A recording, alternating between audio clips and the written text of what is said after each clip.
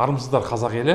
Мынау бізді қарайтын оқырмандарымыз YouTube каналы болмаса жаңағы Instagram каналында көбінесе мынау ер адамдар қарайды екен. Сонымен қатар әйел кісілер қарайды. Өйткені неге әйел кісілер қарайды?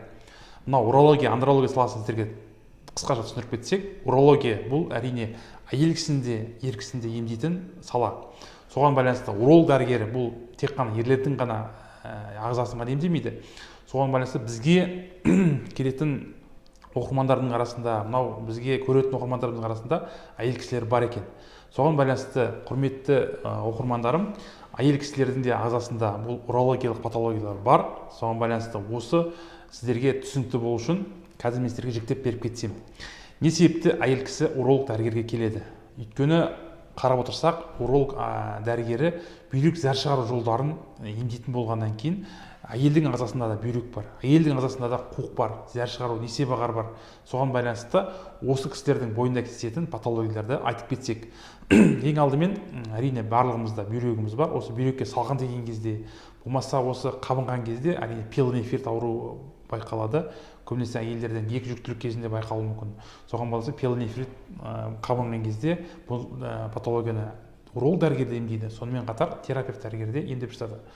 Екінші төмен түсетін болсақ, мынау бүйрек тас ауруы, несеп тас ауруы дейміз. Осы кезде бүйректің бойына тас жиналатын болса, осы аурумен әрине дәрігер уролог айналысады. Одан кейін патология, мынау қуық жолдарындағы ауру, қуықтың мойнынан, қуықтың қабырғасынан қабынуы, яғни цистит деп аталады. Циститті бөлетін болсақ, бұның жедел түрі, созылмалы түрі бар, геморрагиялық, яғни қан аралас зәр шығуы, бұл әрине әйел кісіде жиі кездесіп жатады. Салқын тиген кезде, бактерия түскен кезде, инфекция түскен кезде қуық жолдарына қабынып жатады. Ал енді мынау тағы да қосымша бала туғаннан кейін мынау көп әйел кісілердің жатырының мойны төмендеуіне байланысты, төмен түсуіне байланысты, одан кейін осы қуық жолдарында өзгеріске алып келуі мүмкін. Нерв зақымдану арқылы зәр ұстай алмауы, зәр тамшылап кетуі, одан кейін мынау стресстен кейін жағдайлар, зәрдің шығып кетуі, әрине бұл да әйел кісілердің бойында кездесетін патология. Соған байланысты ең алдымен осы патологиялардың диагностикасын дәрігерлер жүргізеді. Оның ішінде терапевт, одан кейін уролог дәрігерге жібереді. Гинеколог дәрігер болсын, урологқа осы патологиялар анықталатын болса жібереді. Ал енді шешімдерін айтып кетсек, бұны қалай тексеру керек, қай кезде операция жасау керек, қалай кезде емдеу керек. Ең алдымен енді пиелонефрит барлығымызда бар. Пиелонефриттің диагностикасын жасағаннан кейін егер қойылатын болса, әрине бұны медикаментозды түрде ем жасалады. Егер де мынау көбінесе операция жолға түсіп жатады, кейбір карбункул аурулары бүйректің қабырғасында іріңдіктердің қаптап кетуі, әрине бұл стационарлық ем тағайындап, бұл жерде уролог дәрігерлер операциямен ем жасайды. Ал енді консервативтік ем бұл салқындағанда бактерия арқылы пиелонефрит қабынған кезде, бүйректің қабыну кезінде бұны медикаментозды түрде емделеді. Одан кейін мынау несеп тас ауруы. Несеп тас ауруы бұл ер адамның ағзасында да, әйелдің ағзасында кездесуі мүмкін. Өйткені бұның неге болатын себебі ағзадағы зат алмасудың бұзылуына байланысты, тастың бүйрекке жиналу арқылы жүзді өсуіне байланысты әртүрлі қиындықтар туындап жатады. Атап айтсақ, мәселен бүйрегіңізде тас болды дейік. Бұның диаметрі сізде 3 мм, 4 мм, 2 мм болып жүрді, құм түрінде жүруі мүмкін. Ары қарай зат алмасу бұзылып, ағзаңызда тастың көлемі үлкеюі мүмкін. Егер де 1 сантиметрге дейін болып тасыңыз несеп жолына түсіп қалатын болса, ағзада приступ беруі мүмкін. Яғни бұны бүйрек шаншуы деп аталады. Ол бүйрек шаншуы несеп тас ауруына байланысты болып жатады. Одан кейін бұның диаметрі мына каналдың бойына түсіп қалатын болса, сол жерде приступ беретін болса, бұны алудың әрине бірінші жолы медикаментозды, яғни дәрінің көмегі арқылы, осы тасты ерітетін дәрі-дәрмектердің, уросепситтердің көмегі арқылы түсіруге болады. Егер тасыңыз 1 сантиметр дейін болса. Ал енді кей жағдайларда болады 5 мм-лік, жарты сантиметрлік тастың өзі зәр жолынан түспей қалады. Каналдың бойында тұрып қалады. Не ары жүрмейді, не бері жүрмейді. Бұл кезде қандай шешім қабылдау? Әрине бұны жедел түрде ауруханаға барып тексеру керек. Одан кейін УЗИ-ден анықталатын болса, одан кейін томография жасап, анализден алып тексеру керек. Оның енді бір жолы, екінші жолы мынау операция арқылы. Операция жолының екі түрі бар. Бірінші тасты сырттан сындыру арқылы, ЭУВЛ деп аталады. Өйткені экстракорпалды ударно-волновая литотрипсия, яғни сырттан толқындар арқылы тастың өзін каналдың бойында тұрған сындыру арқылы.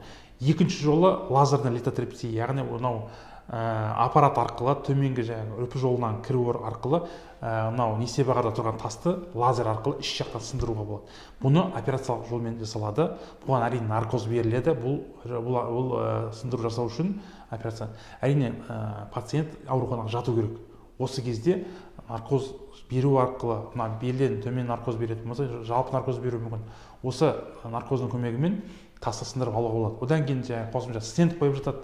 Стенд бүйректің жұмысын, зәрдің оттогын, яғни қуыққа түсуін қамтамасыз ету мақсатында. Бұл бірінші, екінші жолы. Үшінші жол жаңа айтып кеттік, сырттан сындыру. Яғни ударный волнаның көмегі арқылы несеп тас жолындағы, егер де басқа да асқынулар болмаса, температура болмаса, лейкоцит өзгерістер қан зәрде болмаса, әрине бұл сырттан сындыруға болады. Оның да өз көрсеткіші бар. Соған байланысты арнайы көрсеткіш бойынша жасау керек. Диаметрі 7 мм тас деп айтайық. Егер өзінен шықпайтын болса, дәріге көнбейтін болса, сырттан сындыруға болады. Ударный волна литотрепсияның сырттан сындыруы бұл процедура 30-40 минуттың шамасына болуы мүмкін. Содан кейін тасты төмен қарай бағыттап, сол жерде тастың 4-5-ке бөлінуіне, 6-ға бөлінуіне байланысты сөз тұрған тасыңыз сынып, ұсақтап, сыртқа зәрмен бірге шығып кетеді. Яғни бұл несеп тас ауруының, яғни емдеудің әдістері. Ал енді қыздар, біздің оқырмандарымыз, әйел кісілерге тағы да цистит ауру байқалады. Көбіне зәрдің жиі баруы, қиналып шығуы, болмаса қанарлы зәр шығуы, ашуы симптомдары кездесіп жатады. Олардың енді көбінесе бірінші диагностика жасау керек, УЗИ диагностика жасап, одан кейін зәр тапсыру, бакпасев лабораторияға тексеру арқылы ол жерде осы қоздырғышты анықтап, одан кейін ем тағайындайды. Ем әрине консервативті ем жасалады. Дәрі-дәрмектің көмегімен оны қабынуды басуға болады. Келесі тағы да мынау шағымдармен келетін кісілер болады. Әйел кісілерде зәрді ұстай алмау. Мүмкін стресске байланысты болуы мүмкін. Стрессовое недержание мочи. Яғни бір қатты ашуланғаннан кейін осы қуық мойынның атрофиясы болуы мүмкін.